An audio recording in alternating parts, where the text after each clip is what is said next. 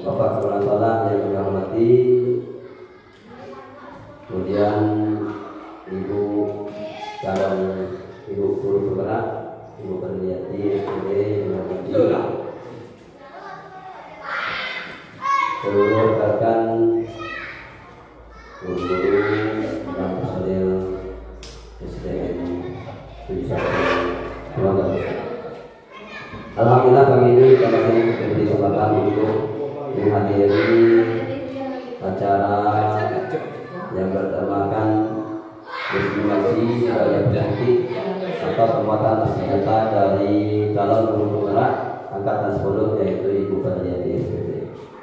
Salawat dan salam mari kita curahkan dari anak yang bisa Muhammad sallallahu alaihi wasallam. Allahumma shalli ala sayyidina Muhammad wa ala sayyidina Muhammad.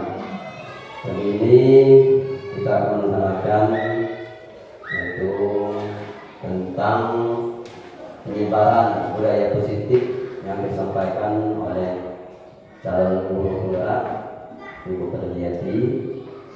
Waktu yang pertama kali acara pembukaan dari kepala sekolah yang akan membuka acara ini secara resmi. Waktu di tempat untuk bersilakan.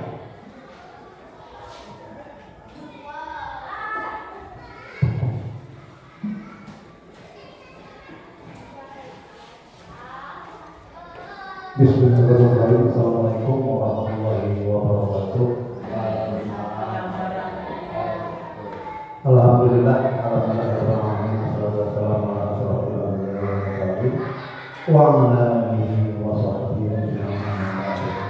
yang saya hormati Ibu calon guru penggerak angkatan 10, Bapak Bungo, lulusan SD Negeri 1 Sumatera, Kecamatan Tegal. Seterusnya yang saya hormati Bapak-bapak, Ibu-ibu, peserta yang telah sempat hadir pada rangkaian acara atau program dari Ibu calon guru penggerak yang hadir pada saat ini. Syukur alhamdulillah pada pagi hari ini kita telah dapat berkumpul di dalam ruangan ini, bahkan dipandang makan gurunya jualan, sehingga kita masih berbicara yang sehat untuk panjang dan kesehatan, sehingga telah bisa hadir bersama. Mudah-mudahan kegiatan ini berjalan dengan baik. Kemudian salawat pada salam yang tidak marilah diserahkan pada ruh junjungan Allah, yakni Nabi besar kita Muhammad sallallahu alaihi wasallam, dengan lafaz Allahumma shalli ala sayyidina Muhammad wa ala ali sayyidina Muhammad. Mudah-mudahan kita semua dapat syafaat dari beliau. Amin, amin ya rabbal alamin. Bapak Ibu yang saya banggakan, saya selaku Kepala SD di Satu Sungai Gambir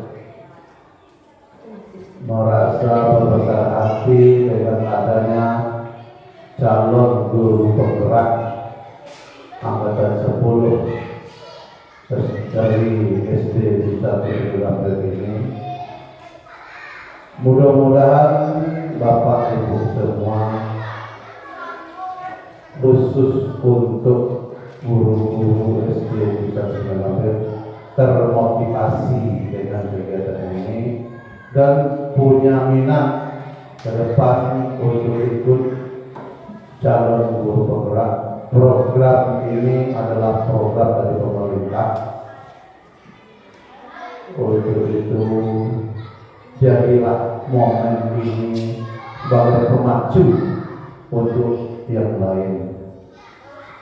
Jadi dalam hal ini bagi Ibu calon guru penggerak angkatan 10, Ibu Perliati SPD, mudah-mudahan dalam rangkaian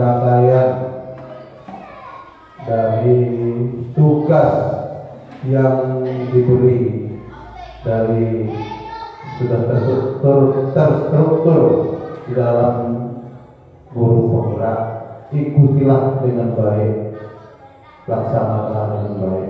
Mudah-mudahan hari ini, kegiatan ini dapat berjalan dari awal ini sampai akhir sukses.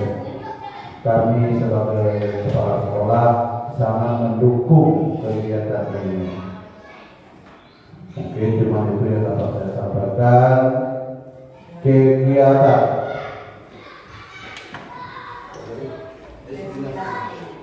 Kegiatan diseminasi budaya positif calon guru penggerak resmi saya buka. Alhamdulillah. Wabillahi taufiq wal hidayah. Assalamualaikum warahmatullahi wabarakatuh. Terima kasih kepada kepala sekolah yang telah memberikan motivasi kepada kita semua, memberikan arahannya tentang calon guru penggerak ini. Kemudian berikutnya ada acara berikutnya, yaitu pemaparan materi yang disampaikan oleh calon guru penggerak angkatan 10, yaitu Bupati. Kami persilakan dengan baik. Sebelum memulai kegiatan diseminasi ini, saya ada pantun. Pergi ke pasar membeli ikan, beli kurang. Kalilah sebelum acara penyebaran destinasi ini saya sampaikan, jawab dulu salam dari saya. Assalamualaikum warahmatullahi wabarakatuh. Waalaikumsalam warahmatullahi wabarakatuh. Baik ya, yang saya hormati Bapak Pimpinan SD 071 Sekolah Sungai Gambir, yang saya hormati Bapak Ibu Majelis Guru yang hadir dalam kesempatan ini. Puji syukur kita panjatkan kepada Allah Subhanahu wa Ta'ala yang mana berkat rahmat serta karunia-Nya sehingga pada hari ini kita telah dapat hadir berkumpul di ruangan kelas 6 ini, yaitu dalam rangka diseminasi budaya positif dari aksi nyata modul 14 CGP angkatan 10 Kabupaten Bungo, yaitu atas nama Ibu Berliani SPD saya sendiri ya. Selanjutnya selawat berbagai salam terus kita kirimkan kepada junjungan Nabi besar kita Muhammad SAW yang telah membawakan kita dari alam kebodohan ke alam yang terang benderang seperti yang sedang kita rasakan sekarang ini. Baiklah, di sini saya menyampaikan terima kasih kepada Bapak Ibu guru yang telah meluangkan waktunya untuk mengikuti acara ini. Silakan Pak Peduli buka materi dulu ya. Baik, sebelum kita memasuki materi, saya ingin mengajak Bapak Ibu guru untuk senyum selama 30 detik. Silakan Bapak Ibu guru berdiri dulu. Halo, silakan berdiri dulu. Kita ya, agar timbul aura positif, kita senyum dulu ya. Kita lihat, ini berhadapan ya. Ini Bapak berhadapan, silakan Bapak Ibu guru berhadapan.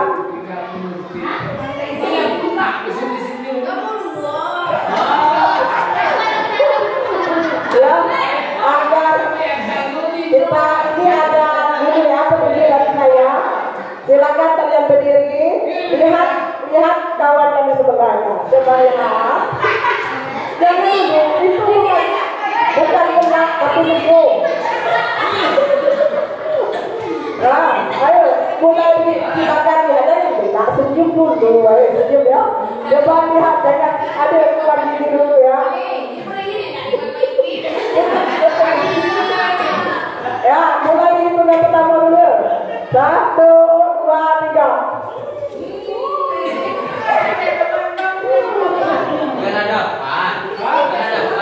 Kok ada yang nah, bisa lagi. Terima kasih ya. Terima kasih ya. Dari hidup kita sudah timbul aura positifnya ya. Baik ya, selanjutnya ini ada kesepakatan dulu ya. Kita buat dulu kesepakatan kita selama mengikuti acara ini. Ini adalah pertanyaan pemantik dari saya. Yang pertama, menghargai siapapun. Nanti apabila ada Bapak Ibu yang berbicara, kita harus menghargai siapapun ya. Yang kedua, jadilah pendengar yang baik. Nah, itu yang kedua. Kalau ada tambahan silakan Bapak Ibu. Ada yang menambah nggak tentang kesepakatan kita hari ini? Hah? Apa? Memberi saran yang baik. Nah, ada tambahan memberi saran dengan baik. Ada lagi? Selama 1 jam ke depan. Nih. Ada lagi yang tambah? Mohon HP-nya di silent. Di silent. Nah, itulah ya tadi agar acara kita bisa berjalan dengan sukses dan lancar. Lanjut, Pak Peduli. Baik, hari ini agar kita itu paham dengan budaya positif, kita harus tahu ya.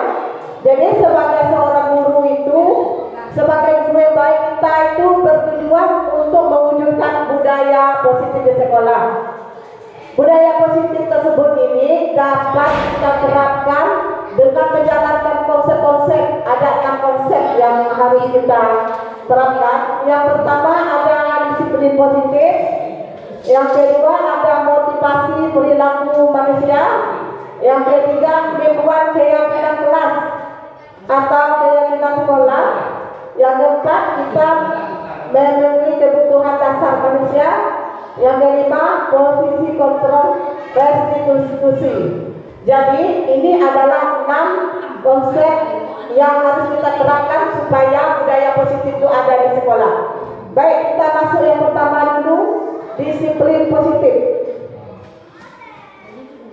Disiplin positif ini setelah saya sebut apa yang tersirat di Bapak Ibu itu, yang terbayang di Bapak Ibu. Ada yang bisa memberi masukan atau saran, pendapat?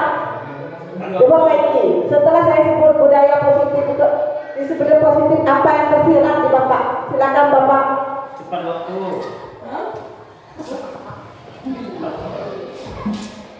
Disiplin positif itu kalau pendapat saya itu ada salah satunya itu tepat waktu.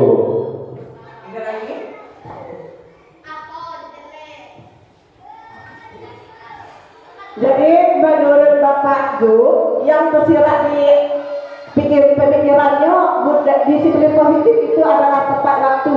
Benar juga ya. Ini adalah perilakunya. Ada lagi pendapat dari Bapak lain? Apa yang tersirat di pemikiran Bapak mengenai disiplin waktu? Pak Eki, ada memberi saran? Silakan Pak Eki. Lewat dulu ya. Kepada Ibu silakan. Untuk disiplin positif itu adalah untuk menumbuhkan disiplin atau dorongan kita kepada anak tanpa kita memberi hukuman dan kita dapat memberi hadiah seperti kata-kata yang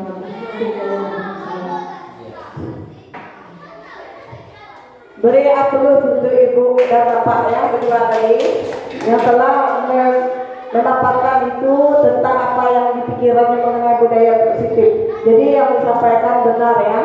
Jadi disiplin positif ini bisa diarahkan untuk anak-anak kita berbuat disiplin. Lanjut Pak Pergi. Lanjut. Jadi disiplin positif ini merupakan cara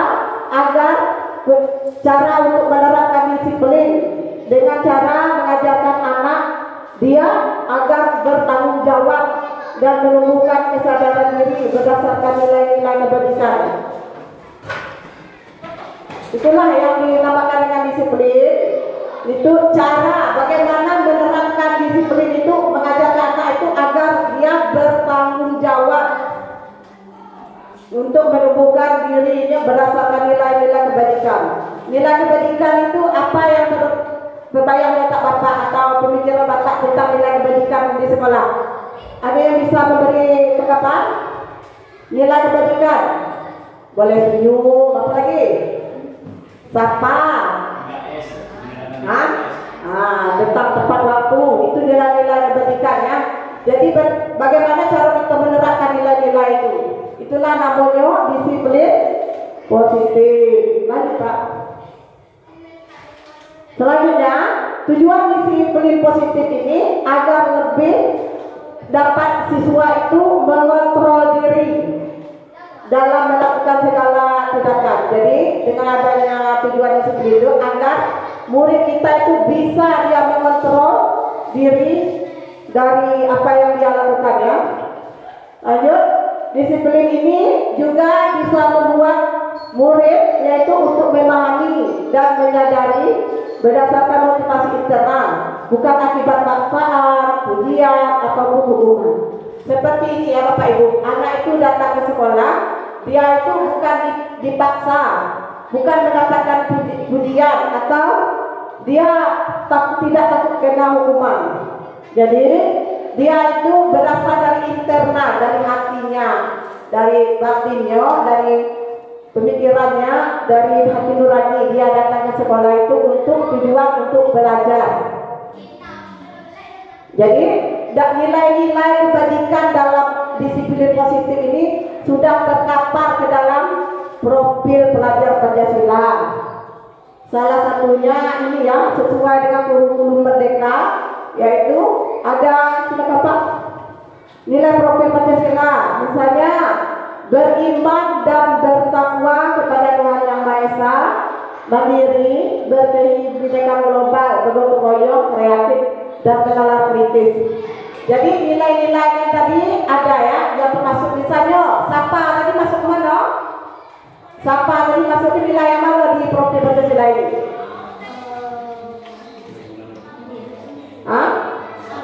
Sapa boleh ini. Kalau dia suka bersedekah, masuk ke mana ini? Nilai kebajikan ini. Beriman dan bertakwa. Terus anak itu suka menolong, masuk bergotong royong. Inilah ya.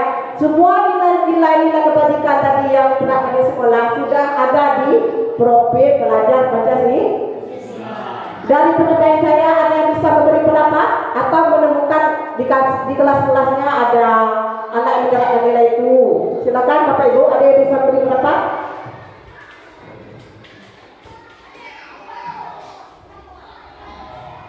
Ada yang memberi pendapat? Pas, lanjut. Yang kedua tadi aspek cara menerapkan disiplin positif. Yang pertama tadi ada apa tadi? Disiplin positif. Yang kedua kita harus tahu motivasi perilaku manusia. Lanjut Pak. Jadi motivasi merupakan sebuah dorongan ya, rangsangan maupun keinginan yang menjadikan dasar dari seseorang untuk mengerjakan agar dapat mencapai tujuan tertentu. Jadi anak itu mempunyai datang ke sekolah itu tentu dia ada motivasi, ada tujuannya agar mencapai tujuan tertentu. Itulah. Jadi motivasi itu dorongan dalam hati. Jadi motivasi itu ada dua. Yang pertama motivasi intrinsik, yang kedua motivasi ekstrinsik. Untuk motivasi intrinsik itu berasal dari dalam hati, niat. Sedangkan yang di luar bisa dari motivasi teman, dukungan dari orang tua, bisa dari keluarga yang lain. Seperti itu ya. Lanjut. Jadi berdasarkan teori yang saya pelajari di guru penggerak, ada 3 motivasi ya perilaku manusia itu. Yang pertama, untuk menghindari ketidaknyamanan atau hukuman. Jadi anak itu ibarat datang ke sekolah ini, dia sekedar untuk tidak nyaman, dia sekedar untuk menghindari dari hukuman saja.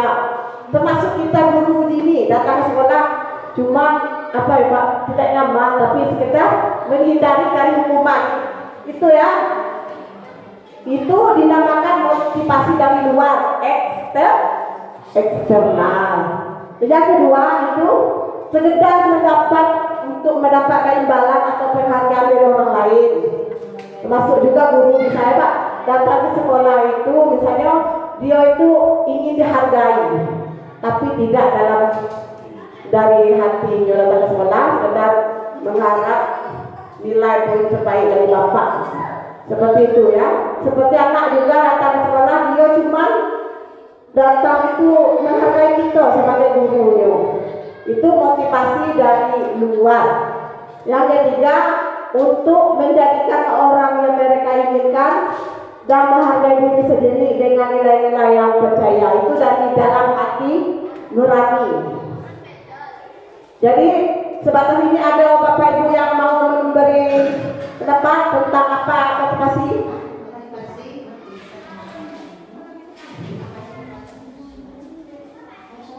Ada yang bisa memberi pendapat?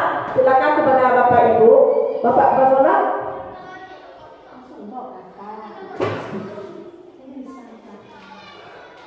Terima kasih pada waktu yang bersama. Jadi materi pada hari ini sangat menarik. Itu bukan hanya untuk siswa, kita sebagai guru pun sangat perlu. Karena apa?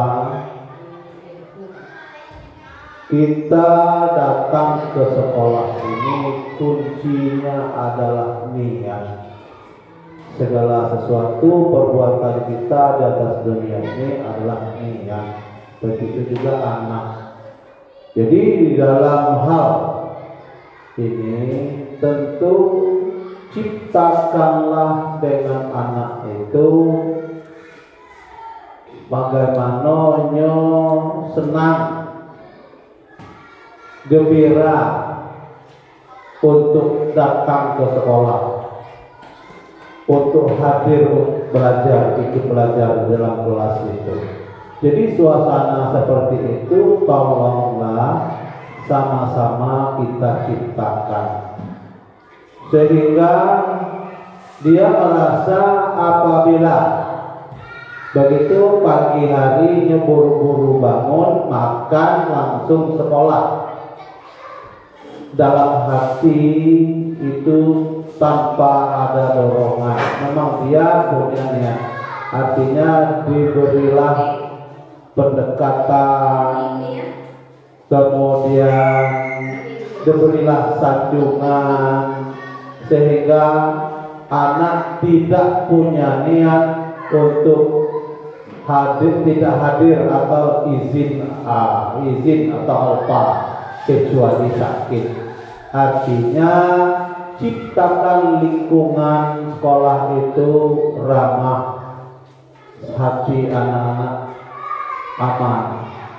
Jadi mungkin cuma itu tambahan bagi kami. Apabila kita sudah tanamkan dalam hati kita setiap pekerjaan itu dengan niat karena Allah, jangan niat lain. Kalau kita niat sama-sama manusia, apalagi terhadap atasan, terhadap guru, hasilnya kurang elok. Jadi sekali lagi tolong ditanamkan masalah seperti apa yang saya sampaikan tadi, sehingga anak itu ada senangnya untuk hadir. Mungkin cuma itu. Wabillahi taufiq wal hidayah. Assalamualaikum warahmatullahi wabarakatuh. Terima kasih kepada Bapak sekolah yang telah menyampaikan itu masukannya tadi. Baik ya, selanjutnya kita lanjut ya. Jadi untuk memunculkan motivasi internal dalam diri siswa itu, apa yang kita lakukan? Yang pertama yang kita lakukan adalah membuat keyakinan kelas. Nah ini, karena dengan keyakinan kelas ini akan bisa menyadarkan anak itu tentang apa yang dilakukannya itu tidak merasa dihukum. Baik Bapak, silakan ya.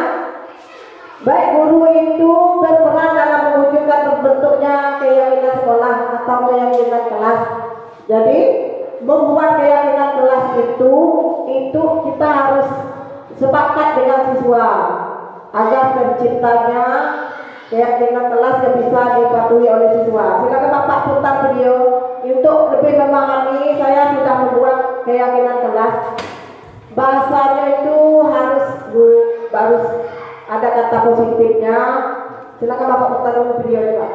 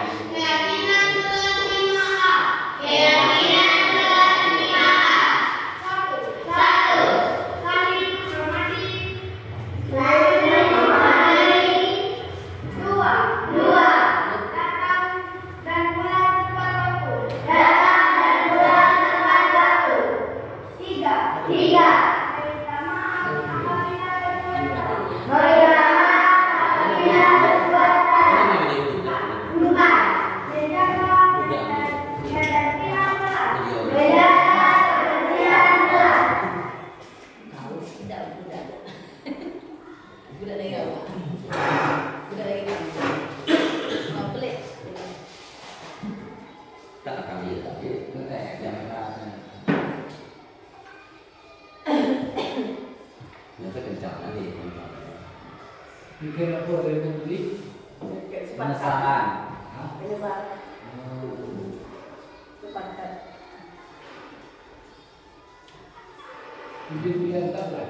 Sudah ya Bapak Ibu, tadi saya telah menampilkan video apa adanya ya dari saya tentang membuat kesepakatan kelas. Jadi membuat kesepakatan kelas ini kita ajukan awal tahun ajaran. Mengapa kita membuat kesepakatan kelas? Ada yang bisa memberi masukan atau memberi saran dari Bapak Ibu guru? Mengapa kita perlu membuat kesepakatan kelas atau menjadi keyakinan kelas? Silakan Bapak Perli, ada yang beri masukan?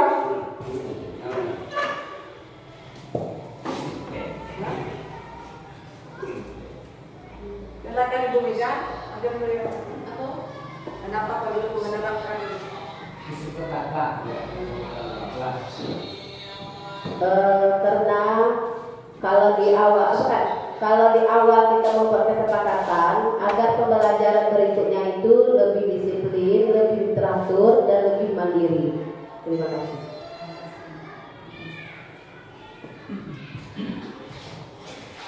Selanjutnya dari Ibu Mas. Benar ya, Bapak Ibu Amina, sebab kita itu membutuhkan disiplin di kelas. Jadi kalau kita sudah menerapkan disiplin di kelas, kesepakatan bersama-sama dengan anak murid siswa kita yang kita ajar itu, maka dia akan menyadari bahwa dia membuat itu berarti dia bertanggung jawab dengan konsekuensi jika mereka itu melanggar apa yang disepakati nanti. Ibu sebelah lagi. Terima kasih kepada Ibu yang telah memberi masukan. Jadi kesepakatan kelas ini kita buat di awal tahun ajaran. Kenapa kita buat? Karena agar anak itu dia lebih memahami ya aturan kelasnya. Bagaimana dia merasa bertanggung jawab dengan adanya ini. Kesepakatan kelas ini, keyakinan kelas ini dibuat itu harus kalimatnya harus kalimat positif. Terus harus tidak ada kata tidak. Misalnya tadi kan sudah disampaikan dalam video, misalnya tidak datang terlambat. Kalau diubah menjadi keyakinan kelasnya menjadi tepat datang waktu. Terus tidak berpakaian sopan. Tadi contohnya. Kalau untuk keyakinan kelasnya menjadi berpakaian rapi dan sopan. Tidak boleh apa lagi? Salah satu contohnya. Membuang sampah sembarangan. Berarti kata kalau menjadi keyakinan kelasnya tadi menjadi menjaga kebersihan kelas. Itulah ya. Jadi keyakinan kelas ini dibuat berdasarkan kesepakatan kelas. Ini penting dibuat karena bisa menerapkan budaya positif tadi salah satunya. Lanjut Bapak.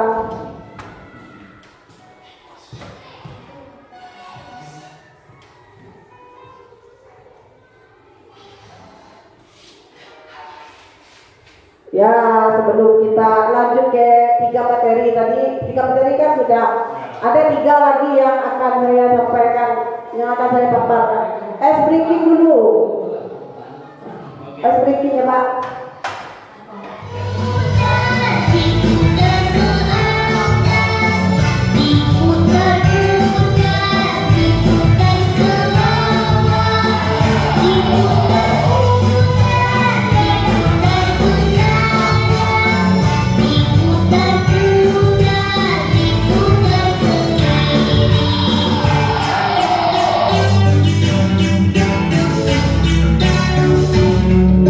Oh,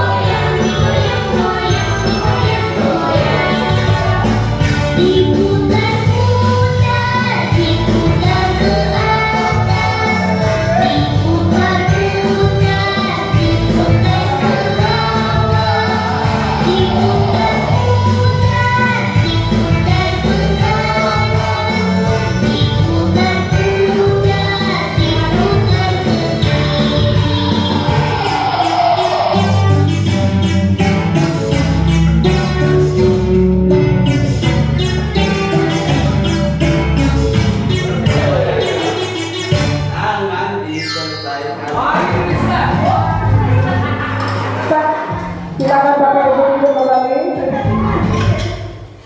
Lanjut Pak materi. Kita masuk dengan materi yang keempat yaitu PPT.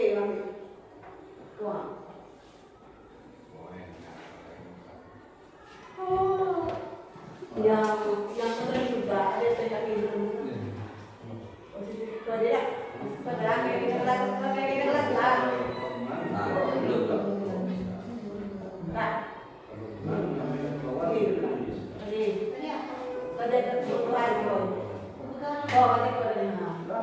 Baik ya, kita masuk dengan materi yang keempat yaitu tadi kan kita telah membuat dengan kelas. Kita ketahui dulu kebutuhan dasar anak didik kita itu seperti apa ya.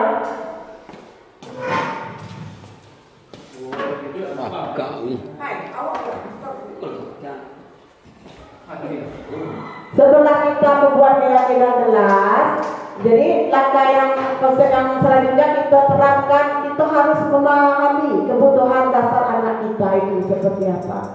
Nah, jadi pernyataannya, jadi setiap murid itu dia melakukan perbuatan yang bertentangan dengan nilai-nilai kebajikan atau melanggar. Hal itu sebenarnya dikarenakan dia gagal memenuhi kebutuhan dasar mereka. Tentu ada alasan ini berbuat ya sedemikian. Dia ini gagal. Jadi berdasarkan teori kebutuhan dasar manusia itu ada 3. Yang pertama, dia untuk bertahan hidup. Yang kedua, dia yaitu kebutuhan kasih sayang dan rasa terima. Yang ketiga, penguasaan. Yang keempat, kebebasan dan kesenangan. Nah, inilah dasar kebutuhan manusia. Nah, ini kasus. Contoh kasusnya, Ibu Zulaika guru kelas 9 sedang bingung menghadapi ulah salah satu murid di kelasnya, Tommy. Beberapa anak telah mengeluh Tommy yang seringkali meminta bekal makan siang mereka dengan paksa. Jika Anda menghadapi seperti Ibu Zulaika, apa yang akan Anda lakukan? Menurut Anda kira-kira apa alasan Tommy melakukan hal itu? Nah, ini adalah sebuah kasus yang ditemukan di kelas. Jadi Tommy ini dia sering murid-murid sering mengeluh karena dia sering meminta bekal makan siang dari siswa lain. Jadi jika menghadapi seperti Ibu Zulaika ini, apa yang Bapak lakukan? Silakan, ada yang bisa berpendapat. Muridnya sering minta bekal. Ada yang ingin mengeluarkan pendapat? Menasehati ibunya. Maksudnya. Apa sebagai guru-guru? Baik Bu, saya kalau dalam posisi sebagai Ibu Zulaika, kita ubah jadi Bapak Zulaika.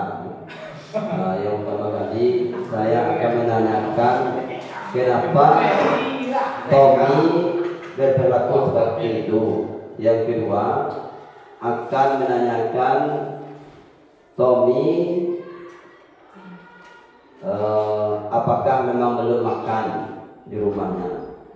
Kemudian yang ketiga memberi saran agar Tommy tidak melakukan hal itu lagi. Terima kasih kepada Bapak Menteri yang telah memberi masukan dan sarannya tadi. Jadi apa yang Anda lakukan menurut Anda? Tommy ini dia sering meminta bekal dengan kawannya sebagai seorang guru. Jadi ini termasuk kebutuhan apa? Kira-kira dari yang 4 aspek tadi Bapak, dari yang 6 aspek ini.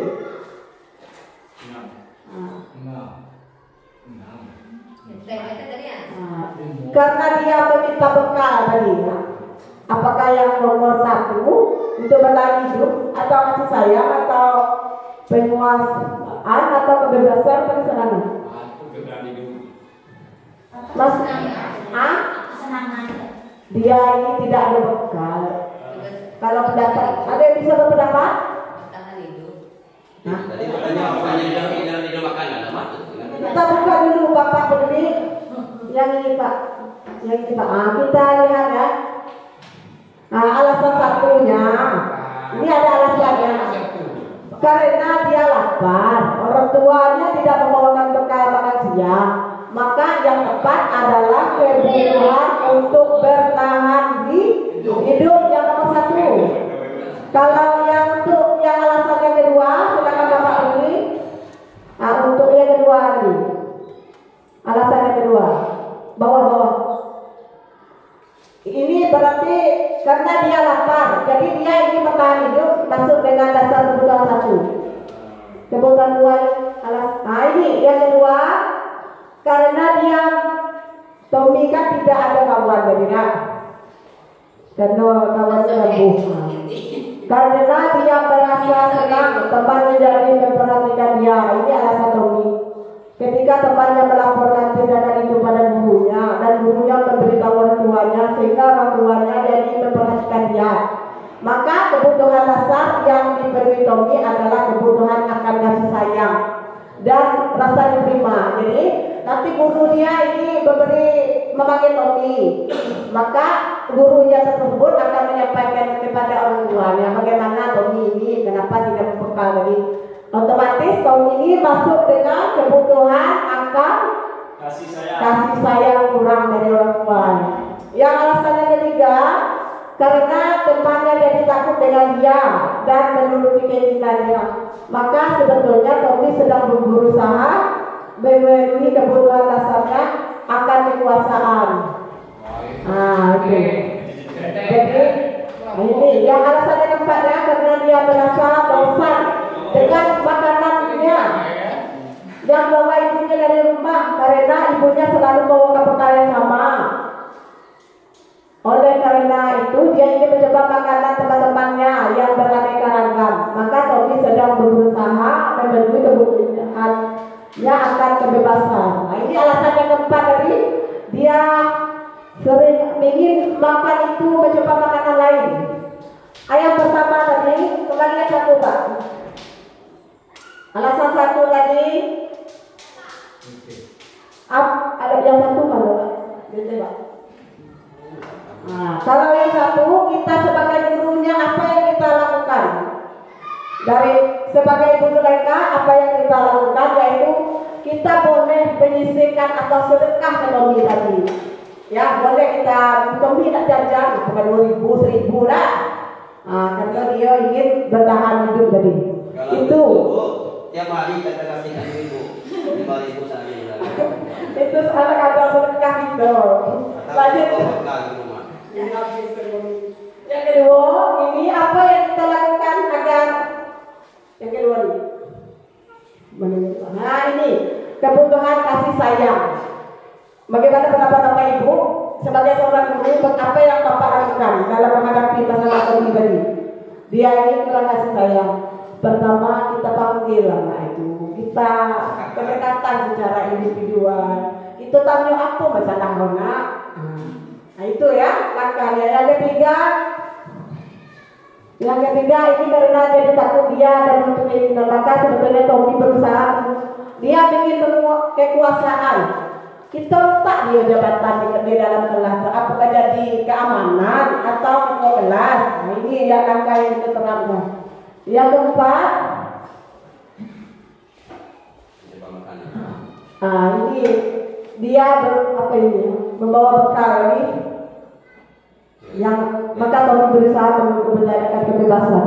Dia ingin bebas, dia ingin berpendapat. Kalau dia berpendapat kita dengarkan. Seperti itulah Bapak Ibu guru.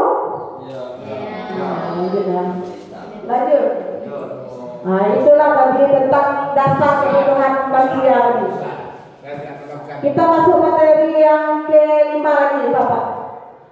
Dari di situ kita masuk ke yang kelima. Dari kebutuhan dasar ini kita harus tahu di mana posisi kontrol kita ya, restitusi.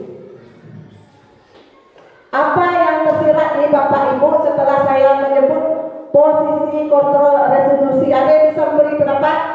Pernah dengar posisi kontrol restitusi?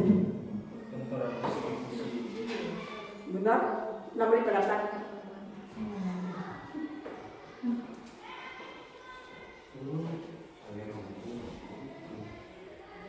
Kenapa lu tanya? Silakan yang tersirat di Bapak Ibu setelah saya menyampaikan posisi kontrol restitusi itu seperti apa. Ada yang tersirat di otaknya seperti ini. Ayo, silakan Bapak Ibu yang mau berpendapat. Jadi di sini kami ingin memberikan satu masukan tentang kontrol restitusi. Jadi kita sebagai seorang guru jangan selalu menghakimi sebagai anak didik. Tanya dulu apa kesalahan anak tersebut dan tinjau kembali atas kesalahan tersebut. Kemudian guru juga sebagai membuat rasa bersalah dengan anak, kita jadikan anak sebagai teman atau pemacu dalam suatu hal dalam menggerakkan proses pembelajaran di dalam kelas. Sesuai dengan kita sebagai guru adalah sebagai manajer di dalam mengontrol kelas kita. Itu.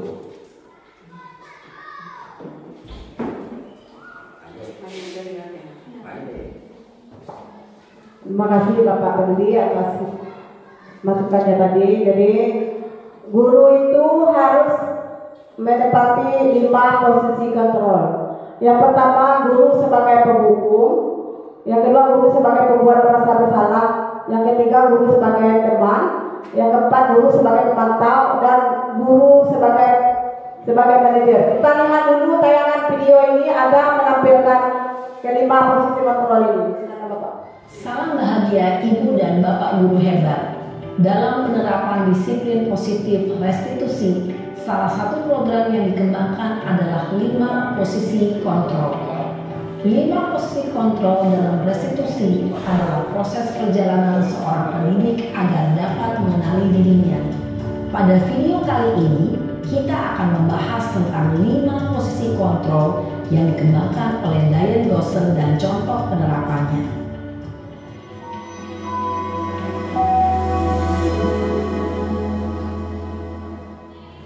5 posisi kontrol itu adalah 1. Posisi penghukum, 2. Posisi pembuat merasa bersalah, 3.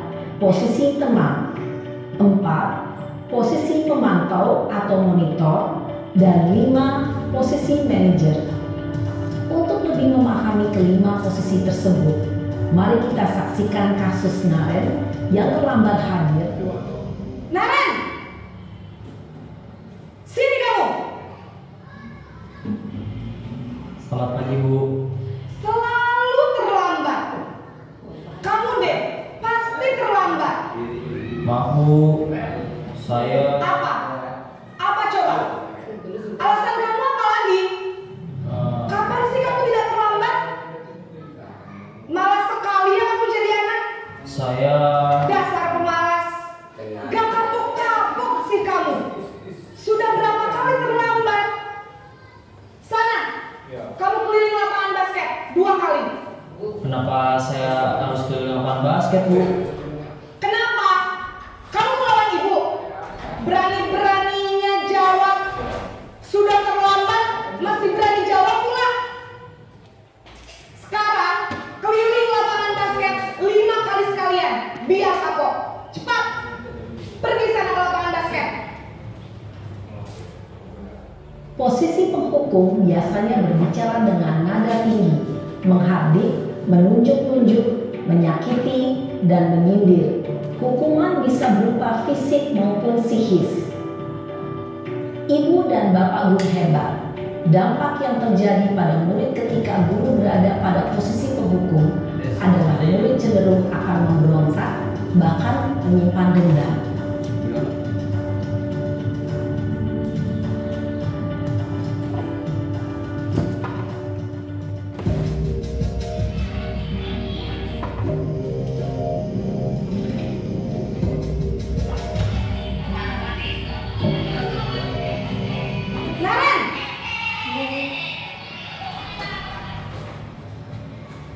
Selamat pagi, Bu.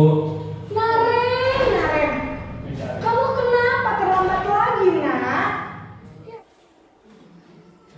Posisi pembuat rasa bersalah berbicara dengan nada tenang, cenderung lembut. Namun kata-kata yang diutarakan membuat murid merasa menjadi orang yang gagal. Memandang buruk dirinya sendiri, merasa tidak berharga, dan tidak sanggup membahagiakan orang lain.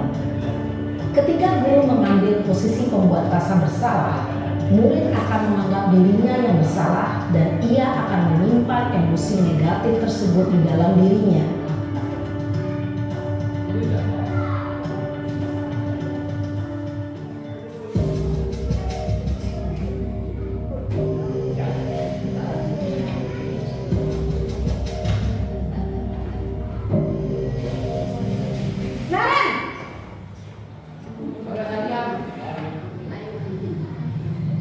Selamat pagi, Bu. Wah, sudah jam berapa ini, nak? Terlambat lagi ya, sayang. Iya, Bu. Habis ibu saya lupa bangunkan saya, Bu. Kamu malah menyalahkan ibu kamu. Kamu bukannya anak yang larinya paling kencang. Kok terlambat sih? Iya, Bu. Saya memang Akrab, cenderung bersenda gurau untuk menjaga suasana tetap santai. Murid akan merasa senang, aman, dan akrab dengan guru. Identitas yang tercipta adalah identitas sukses atau berhasil. Namun, perlu diingat, karena ini masih dorongan eksternal, maka ada faktor ketergantungan dari murid kepada orang tertentu. Di sini, guru absennya, sehingga di lain waktu, murid bisa berperilaku baik, namun hanya kepada orang-orang tertentu saja.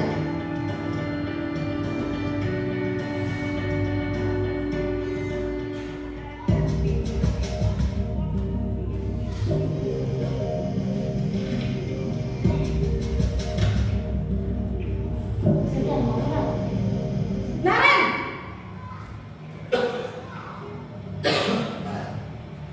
Selamat pagi, Bu. Naren, apa peraturan sekolah kita tentang jam berapa kita harus masuk sekolah, nak? Kita harus di sekolah jam 7, Bu. Iya, betul. Sekarang sudah jam 7.20. Naren sudah tahu konsekuensinya jika terlambat hadir. Paham, Bu. Saya harus tinggal kelas pas jam istirahat selama 20 menit. Iya, benar. Konsekuensinya demikian. Jadi nanti jam 9.30 pas istirahat, kamu harus tinggal di kelas, kerjakan tugas tambahan untuk ketertinggalan kamu, ya? Baik, Bu. Posisi pemantau mengandalkan penghitungan atau data untuk mengontrol murid. Guru mengarahkan murid berdasarkan peraturan dan konsekuensi. Seorang pemantau menunjukkan bahasa tubuh dan ekspresi wajah yang datar dan cenderung formal.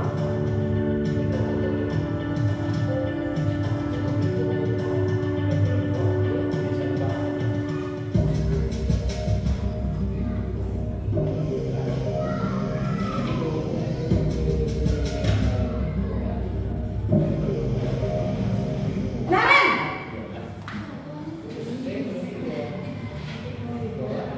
Selamat pagi, Bu.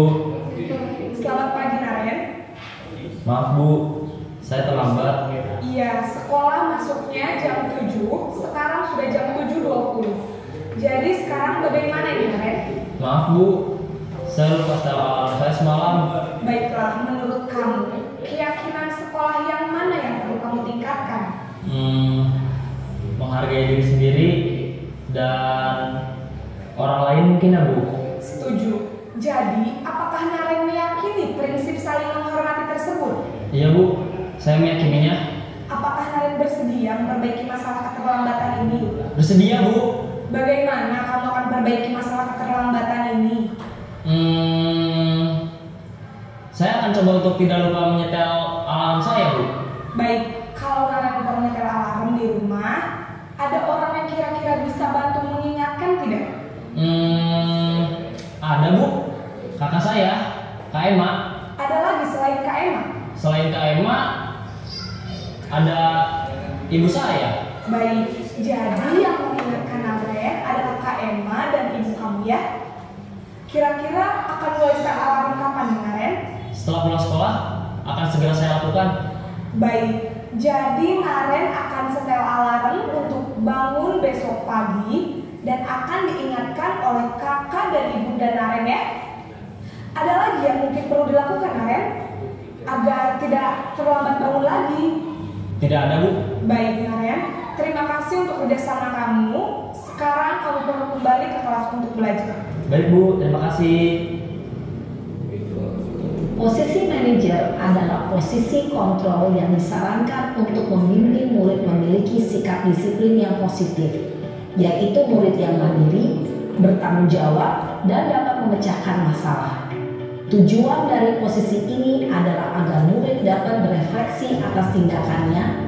Guru akan dengan tulus memberikan pertanyaan-pertanyaan bermakna, sehingga membuat murid dapat belajar dari kesalahannya dan mencari sebuah solusi untuk menyelesaikannya. Ibu dan bapak guru hebat, setelah mengamati adegan kelima posisi kontrol tadi, kira-kira posisi mana yang paling ideal? Posisi mana yang dapat menunjang motivasi prinsip murid? Ya, tentu posisi manajer. Posisi ini memang posisi ideal yang ingin dituju setiap pendidik. Pada posisi inilah, guru dapat menerapkan disiplin positif yang berpihak pada murid, yang memerdekakan murid. Perjalanan seorang pendidik tentunya tidak mudah untuk sampai pada posisi seorang manajer. Namun, tujuan kita pasti, yaitu menciptakan murid-murid yang mandiri, merdeka, dan bertanggung jawab. Semoga penggambaran 5 posisi kontrol yang telah diperlihatkan ini dapat menjadi ajang refleksi bagi kita semua, agar dapat terus mengasah dan menerapkan disiplin positif yang memerdekakan murid. Mari terus berlatih dan bersemangat. Selamat menerapkan.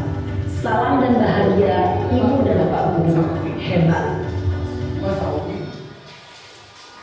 Ya Bapak Ibu, itulah tadi ya bagaimana penerapan 5 posisi kontrol tadi.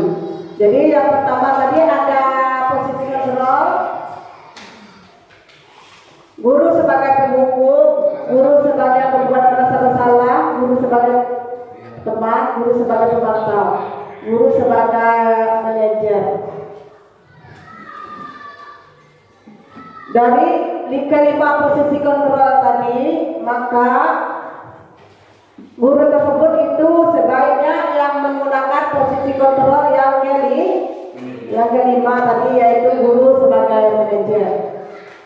Lanjut. Jadi guru sebagai manajer ini dia dapat berbuat sesuatu bersama murid. Dia mempersilahkan murid itu murid itu bertanggung jawab dan mendukung murid itu agar menemukan solusi dengan tidak. Dia bertanya dulu dengan anak itu, dipanggilnya, ditanya apa masalahnya. Terus anak itu tersebut mencari solusinya. Lanjut Pak. Itulah ya dari kelima posisi yang dianjurkan oleh itu guru harus menggunakan yang posisi kontrol manajer. Lanjut Pak. Dari posisi itu kita lanjut ke namanya segitiga restitusi. Segitiga restitusi ini adalah proses menciptakan kondisi murid, jadi untuk memperbaiki kesalahan mereka. Jadi dengan segitiga restitusi ini mereka bisa kembali pada kelompok dengan karakter yang lebih baik. Nah, ini ada videonya, saya sudah buat. Ada buka ini Pak ini. Contoh segitiga restitusi itu.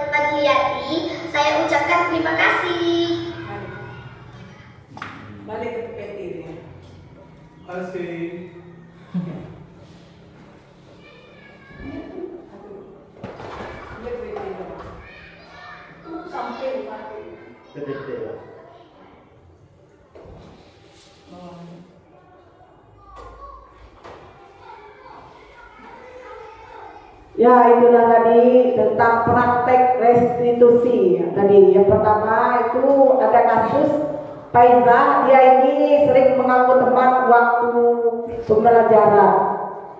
Yang kedua ada kasus Dipa yang sering datang terlambat, itu karena dia malam-malamnya balik main HP ya, sering main HP dia terlambat datang ke sekolah. Jadi dalam tahapan segitiga restitusi hidup itu ada namanya menstabilkan identitas. Yang kedua, validasi tindakan yang salah. Yang ketiga, menanyakan keyakinan keras. Seperti ini tadi menstabilkan identitas ini. Kita tanya dulu, kita jawab tidak apa-apa. Setiap orang itu kan pernah buat salah juga. Nah, seperti itu ya cara menstabilkan identitas. Terus validasi tindakan yang salah. Contohnya tadi dia distabilkan identitasnya, ibu juga pernah berbuat salah, ibu juga pernah berbuat hilang. Semua orang pasti pernah berbuat salah. Terus menanyakan keyakinan kelas.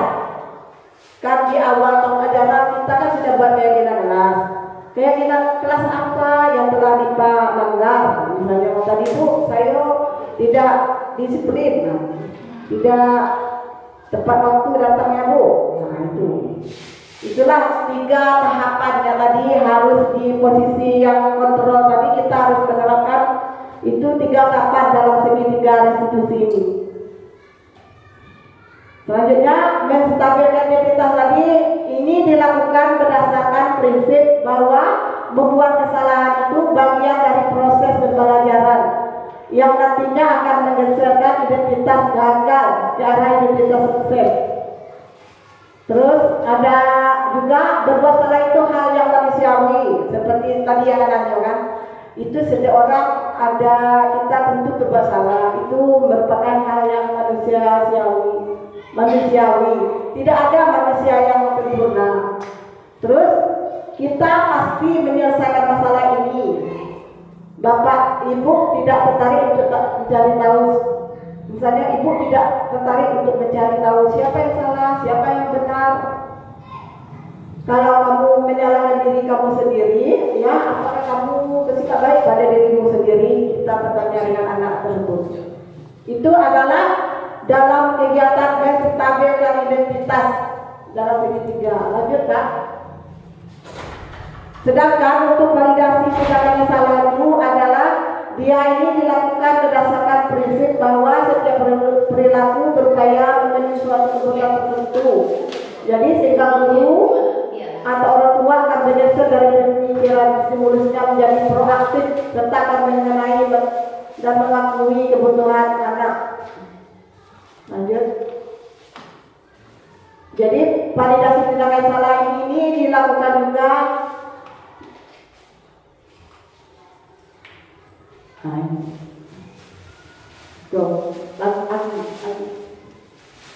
dilakukan ini berdasarkan prinsip bahwa setiap perilaku itu berusaha memenuhi atau kebutuhan tertentu.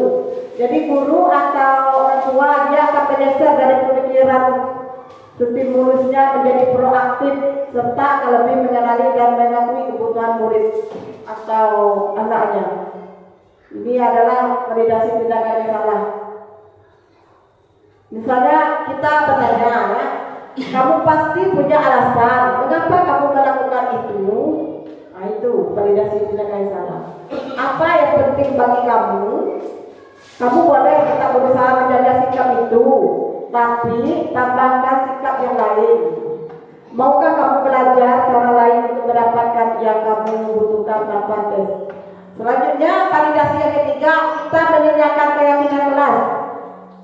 Jadi dalam ini kita apa nilai yang percaya di sekolah kita? Seperti saya tadi, apakah Dipa sudah melanggar keyakinan kelas kita? Dia kan jawab. Terus nilai apa yang telah kita sepakati? Kan ada tadi tidak pernah datang terlambat, seperti ini. Berpakaian sopan. Jadi kita tanya dulu ke anak tadi.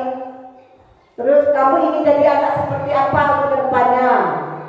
Kita tanya, apa yang kamu rasakan ketika kamu melakukan itu? Kamu menjadi orang seperti apa? Itu ada di validasi tidak yang di atas.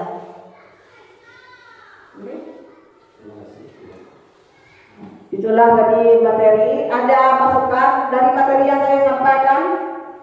Apa kesimpulan? Ada yang bisa menyimpulkan bagaimana menerapkan budaya-budaya positif di sekolah tadi? Tadi yang pertama tadi yang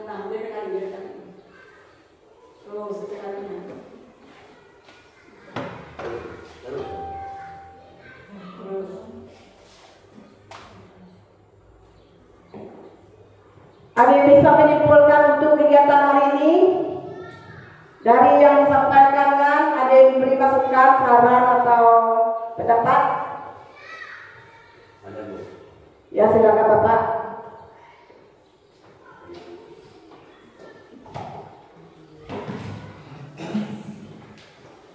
Di dalam penerapan yang Ibu sampaikan tadi mengenai keyakinan kelas, itu kan sudah di awal pembelajaran atau awal tahun ajaran.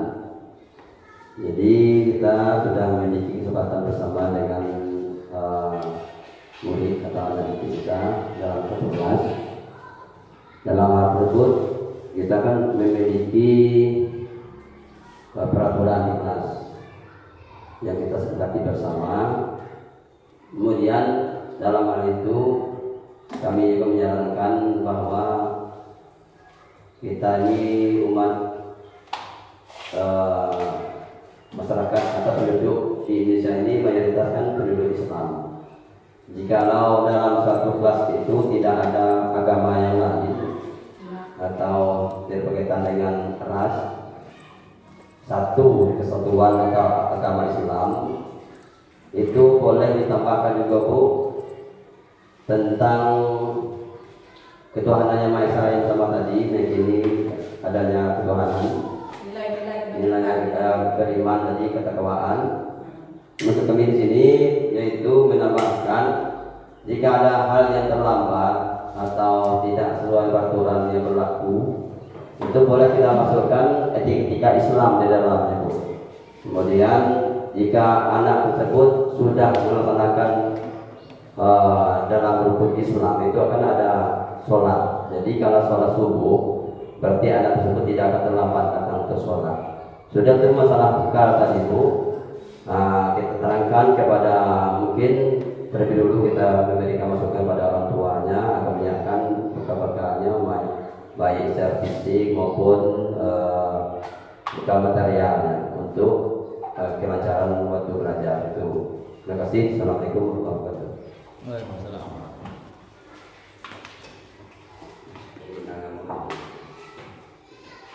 Baik Bapak Ibu ya, tadi telah disampaikan Bapak Fadli yaitu masalah nilai kebajikan. Jadi nilai kebajikan itu dalam kurikulum merdeka sudah terkapar ke dalam profil pelajar Pancasila. Yang pertama tadi beriman dan bertakwa kepada Tuhan Yang Maha Esa, berakhlak mulia, bernalar kritis, apa lagi Pak? Mandiri. Jadi Bapak Fadli menyarankan tadi bagaimana kalau nilai itu sholat subuh ya Pak. Itu kan sudah di profil pelajar Pancasila tentang beriman dan bertakwa kepada Tuhan Yang Maha Esa.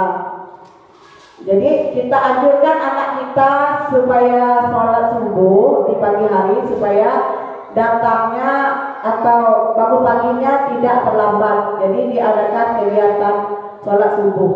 Kalau pendapat saya, kalau untuk sholat subuh kita dekatkan orang tua, kita beritahu ke orang tuanya, karena itu kan tidak terkontrol di sekolah, yaitu kembali ke rumah atau ke keluarga dia.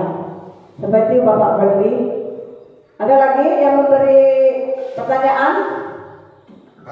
Ada yang bisa menjawab pertanyaan dari Bapak Fadli?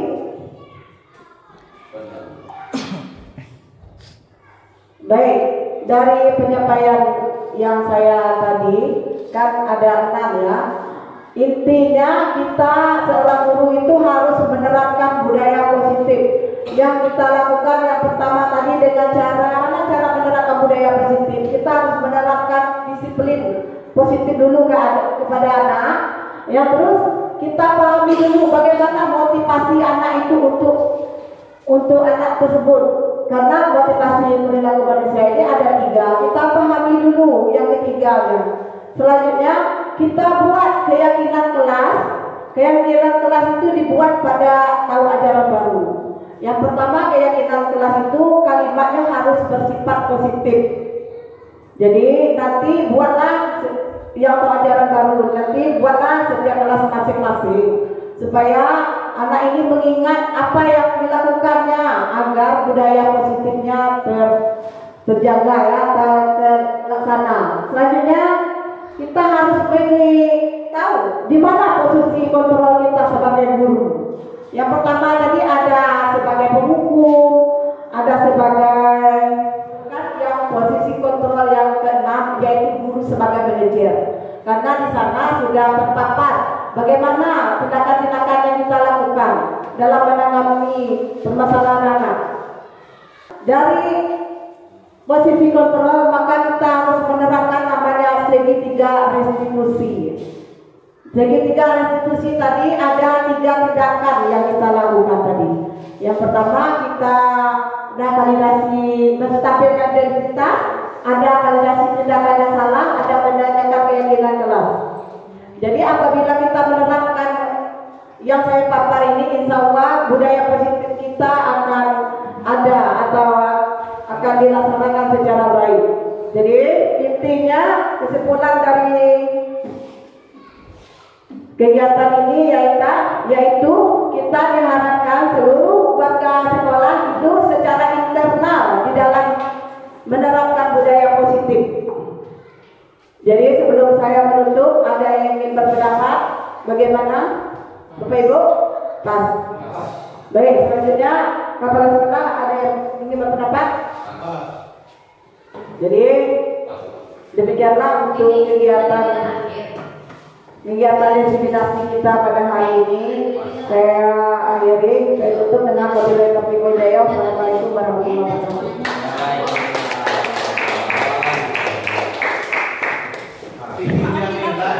Terapkan di sekolah kita sebagai guru kelas dan juga sebagai personil dari SD 1. Semoga ke depan lebih maju, lebih berkreasi, dan meningkatkan kedisiplinan baik guru maupun anak didik kita.